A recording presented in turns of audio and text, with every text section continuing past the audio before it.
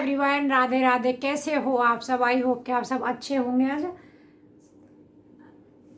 अच्छे होंगे और स्वस्थ होंगे। देखो गन्नू, पिंकू पिंकू मेरा ये रहा दिखा दो ये लड्डू। वो तो मैंने दिखा दिया। गन्नू कह रहा है एसी दिखा दो, मैंने कहा वो मैंने दिखा दिया। ये देखो, वो हटा करके दिखाएगा। दिखा दिया, देख ले। सब लोगों ने देखा उस दिन। तू तो नानी के था ना जब एसी लग रहा था, तो पर्दा क्या कर दिया, देख ले। उसको ठीक से कर दे। गन्नू पिंकू दोनों आ गए हैं यहाँ पे। और पिंकू देखो मेरा, ये रहा मेरा बेटा। तबीयत ठीक नहीं है लड्डू की, मेरे की बीमार हो रहा है बाबू मेरा। इसीलिए मैंने कोई वीडियो, आप लोग ये कहोगे कि कल तो मेरी कोई वीडियो गई नहीं थी, ये मैं आज ही शूट कर रही हूँ। और पता नहीं शाम तक आज जाएगी या नहीं जा पाएगी, क्योंकि सिचुएशन बहुत गड़बड़ चल रही है सच्ची में ही।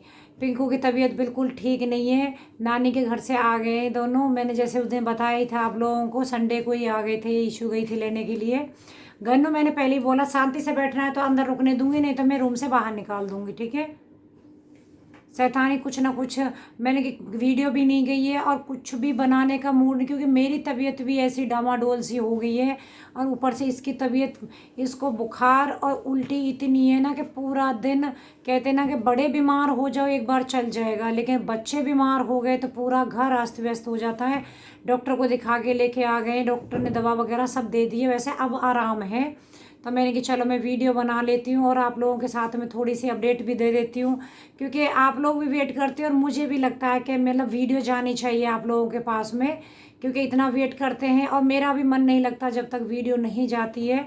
इसका में कोई तबीयत का ऐसा नहीं है सूट वगैरह, क्योंकि बहुत होता है जैसे बच्चे की तबीयत ख़राब हो रही है तो सूट करेंगे, डॉक्टर के लेके गए बच्चे को, छोटे को। मैंने ऐसा कुछ भी सूट नहीं किया है, वो मैं कुछ आप सब लोगों के साथ शेयर नहीं करूँगी, क्योंकि एक तो देखिए पहले से ही बच्चा परेशान है। फिर वो मुझे नहीं रहता है कि तुरंत ही कैमरा उठाओ, अरे हाँ बच्चे को उल्टी हो रही है ये भी लगाओ, अरे बच्चे को ये हो रहा है वहाँ पे भी लगाओ, नहीं। लेकिन हाँ, पत्नी इसके आप देख सकते हो चेहरे से ही बाबू मेरा बहुत, और सच्ची में ही 2 दिन में ऐसा हो गया बिल्कुल कमज़ोर सा ही। क्योंकि बच्चों को क्या हो रहा है, एक तो मौसम बदल रहा है और गांव में क्या है कि बाहर धूप वगैरह गर्मी बहुत होती है, और फिर एसी वगैरह, इसके मामा वहाँ एसी सब, तो ये क्या करते थे धूप में बाहर थोड़ा बहुत घूमे फिरे खेले, बच्चे अंदर एसी में चले गए फिर। तो वही डॉक्टर ने बोला कि गर्मी सर्दी का असर हो गया उसकी वजह से, और उल्टी का ये हाल था इसका कि एक बूंद अगर पानी भी पी रहा है तो भी कर रहा है, नहीं भी पी रहा है तब भी कर रहा है। इतनी बुरी हालत थी। फिर डॉक्टर को यहाँ लेके गई हैं, और एक ही डॉक्टर है बाबू को, उन्हीं की दवा लगती है। संजय नगर हम बैठते हैं बच्चों के, वहाँ दिखा के लाई हूँ। लेकिन तब से ऐसी दवा दी है उन्होंने कि एक बार भी नहीं हुई है। लेकिन हाँ, फीवर भी अब नहीं आया है, मगर उसका असर अभी भी है, वीकनेस है, स्कूल नहीं गया है। और आज दिन है मंगलवार। और मेरी तबीयत के लिए मैं आपको बताऊं, वैसे आप लोगों ने मुझे बहुत अच्छे अच्छे सजेशन दिए थे, लेकिन मैं नहीं अब वो चीज़ें समझ पा रही हूँ, क्योंकि रह के बहुत सारे सवाल मेरे दिमाग में आ रहे हैं कि मुझे आंत की प्रॉब्लम पहले से नहीं थी। डॉक्टरों का कहना है कि आंत में रुकावट आ गई थी, उसकी वजह से ये सब हुआ है। शायद आपको पहले से दिक्कत होगी, लेकिन पहले से मुझे ऐसा कुछ भी नहीं था। होता तो कभी डॉक्टर के पास जाती। देखिए अगर बॉडी में दिक्कत होगी तो हम ना चाह के भी हमें डॉक्टर के पास जाना पड़ेगा, लेकिन मैं कभी नहीं गई इस वजह से, परेशानी की वजह से। तो मगर उनका अपना ही मानना है, और लंबे टाइम दवा खानी, ये सब मुझे बहुत टेंशन यही हो रही है कि कब तक मतलब ये चलेगा। कभी कभी फिर सोचती हूँ कि थोड़ा सा शांत रखो माइंड को, हो सकता है 2 महीने 3 महीने। इतनी लाइफ में बुरे दिन देखे हैं, वो सब भी धीरे धीरे गए हैं, तो ये भी दिन चला जाएगा। और एक चीज़ को लेके बहुत सारे कमेंट थे आप सभी के कि दीदी कितने का एसी आया है, मैं वो नहीं बता पाई हूँ आपको, और कौन सी कंपनी का। वैसे तो काफ़ी लोगों ने कंपनी गैस भी कर ली थी, लेकिन मैं आपको बता देती हूँ ये एसी कितने का पड़ा है। मुझे 33,000 का मार्केट से विद जो इसका स्टेबलाइजर है उसके साथ पड़ा है, लेकिन लगाने के घर पे जो आए थे वो अलग ले गए हैं, 1200-1300 रुपये अलग लगे हैं। और ये हेवल्स का लॉयड है और 1.5 टन का है। सबको ये रहता है कितना लगाया है, 1.5 टन का रूम के हिसाब से लगेगा। मेरा उतना बहुत ज़्यादा बड़ा रूम नहीं था, 1.5 टन का आराम से कूलिंग करेगा। अगर आपका ज़्यादा बड़ा रूम है तो 2 टन का लगवा लीजिए, ये 1.5 का है। और 33,000 का मुझे वैसे पड़ा है ये, लेकिन 1200-1300 रुपये मेरे, और ऊपर से जो आए थे घर पे वो 600 रुपये वो लेके गए इंजीनियर। उसके बाद में मेरा पॉइंट वगैरह थोड़ा सा नीचे और बाहर लग रहा था, उसको वायरिंग वगैरह लेके ऊपर, तो मतलब उसमें 1200-1300 का खर्चा आया है। तो ये इतने का मेरा एसी पड़ा है। विंडो एसी है। स्प्लिट मैंने इसलिए नहीं लिया क्योंकि बालकनी बाहर ही है, उसके लिए पंखे के लिए बहुत सारा दिमाग लगा करके सेटिंग कर ली, लेकिन पंखे की नहीं हो पा रही थी कि पंखा कहाँ लगाएं। फिर फाइनली ही उसी नतीजे पे आए कि चलो विंडो एसी लगा लेते हैं, क्योंकि बालकनी तो है ही है बाहर। अगर रूम अंदर होता, बालकनी का सिस्टम कुछ नहीं होता, तब तो स्प्लिट एसी लगाना ही पड़ता। तो क्योंकि उसके लिए भाई कूलिंग करेगा तो पंखा वगैरह फिर बाहर सेट हो जाता है उसका, लेकिन इसका आराम से बाहर से कूलिंग कर देगा क्योंकि बालकनी है ही कमरे पे। तो इसलिए हमने लोगों ने विंडो एसी लगवा लिया है ये। वैसे विंडो एसी भी सही है, मैंने पहले स्प्लिट भी लगवा लिया था, गोवा में थे जब हमारे वो लगा था तो वो भी यूज करके देख लिया मैंने कि चलिए विंडो एसी यूज कर लेते हैं। ये रही आप लोगों के सवाल। एक सवाल मुझे कई दिन से पहले से वीडियो पे आ रहा है, मैं देखिए ये तो नहीं कह रही हूँ, उनकी सबकी अपनी अपनी सोच है, मुझे ख़राब नहीं लगा, लेकिन फिर भी मैंने कि चलिए बता देती हूँ।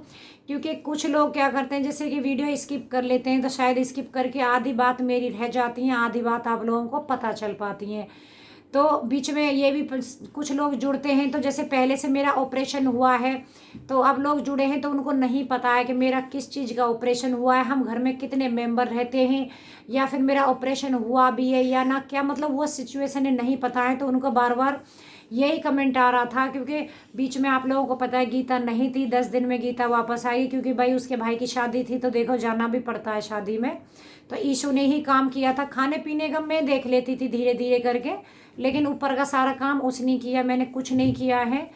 तो वो मुझे यही बोल रही थी, आप अपने बच्ची पे इतना सारा काम कैसे करा लेती हो, कैसी माँ हो, और हम अपने बच्चों को इतना प्यार करते हैं, आप अपनी बेटी को क्या बिल्कुल प्यार नहीं करती है। वो पढ़ती भी है, क्योंकि जैसे मैं बताती हूँ कि ईशू ने क्लास ली अपनी, कि वो क्लास भी ले रही है, पढ़ भी रही है, ऊपर से आपके घर का सारा काम कर रही है, आप सारा दिन सोती रहती हो। इतना तो कोई सौतेली माँ भी नहीं करेगी, करवाएगी जितना आप काम करवा रही है लड़की पे। तो मैं वही सोच रही थी, क्योंकि उन्हें घर की सिचुएशन नहीं पता, अगर पता होती तो शायद वो ये सवाल नहीं करती। तो देखिए सौतेली माँ तो नहीं हो। और ये बात भी मुझे पता है इतना ख़राब लगती थी जब वो काम करती है, क्योंकि मैं उनमें से भी नहीं हूँ कि एक बहुत आलसी होती है कि चलो कोई फ़र्क नहीं पड़ता बच्चे करे या कोई भी करे, काम करने से मतलब है, मैं उनमें से आलसी में नहीं हूँ। लेकिन हाँ, मजबूरी में काम करवाना, जब बच्चे बड़ा हो गया है, बच्ची बड़ी हो रही है, और ना भी करवाऊंगी कल आप वो यही बोलोगे आप अपनी बेटी से क्यों नहीं काम करवा रहे हो। तो जब बड़ी हो गई है और पता है सिचुएशन ये है, हाँ गीता घर में है, अब वो बिल्कुल भी नहीं कर रही है। मैं ठीक थी तब आप लोगों ने देखा होगा, कभी कुछ नहीं करती है, थोड़ा बहुत कुछ उसकी मर्जी रहती है तो कर लेती है, आता सब कुछ है। लेकिन हाँ, अपनी पढ़ाई और वही बच्चों पर बहुत इतना लोड है तो घर का काम हम नहीं करवाते, लेकिन मजबूरी में मुझे इस टाइम पे करवाना पड़ा क्योंकि मेरा ऑपरेशन हुआ है। तो ये देखिए मैंने आप लोगों को बता दिए। और सच में मैं आपको बताऊं, मेरे तो घर में भी ये ज़्यादातर मेरे रिलेटिव हैं, मेरे रिश्तेदारों को भी यही था, क्योंकि मैं आलसी भी नहीं हूँ, और दूसरा मैं घर का बाहर का सारा काम, मुझे उतना बैठ के ना एक जगह वो आदत नहीं है, अपने काम करने की आदत है। तो सब लोग बोलते थे कि तेरा ऑपरेशन हो जाएगा, हम ये सोच रहे हैं कि तू घर में कैसे रुकेगी और कैसे बेड पे इतने टाइम, महीने 2 महीने, घनों पैर बार बार आए जा रहा है, 2 या 3 महीने तू घर में कैसे रुक पाएगी। तो सबको ही इस बात की प्रॉब्लम हो रही थी, लेकिन किसी को विश्वास नहीं था।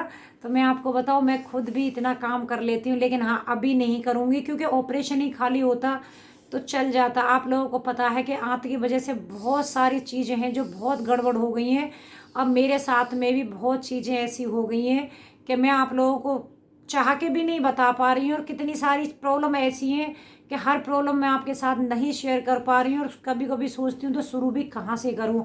आप सोचोगे दीदी वही सब रिपीट करती रही, वही सब रिपीट नहीं कर रही हूँ, सच्ची में ही दिक्कतें बहुत ज़्यादा आ रही हैं बॉडी में, लेकिन नहीं समझ पा रही हूँ कि उनके सवाल मुझे खुद को नहीं मिल रहे हैं।